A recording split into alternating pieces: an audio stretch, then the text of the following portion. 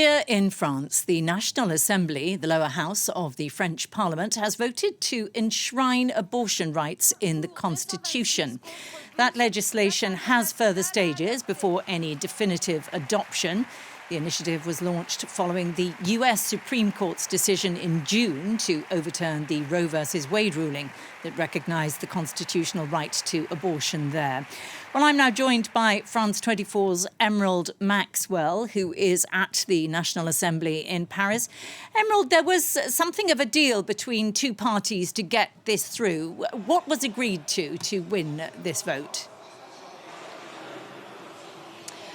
So it took more than 5 hours of debating and hearing hundreds of amendments from various parties. And in the end, it took the support of the left-wing NUPES coalition and the centre parties, such as Emmanuel Macron's Renaissance party, to pass this bill. It was actually a large majority in the end who approved the enshrining abortion in the French constitution.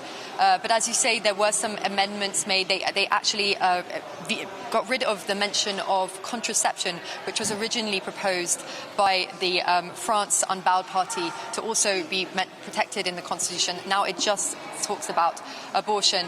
And this came despite opposition from the right and far right, including Marine Le Pen's National Rally, who argued that the right to abortion is already sufficiently protected in French law and it's unnecessary to enshrine it in the constitution. But the National Assembly didn't agree with them today, and neither do 80% of the French public, who saw what happened in the United States with Roe v. Wade last June, and fear that the same thing could happen here in France. So it is, however, far from a done deal now. Although the wording has been changed, it now faces a tough battle in the Senate, where it will go next. There's much more opposition there to it. Last month, they struck down a very similar proposal.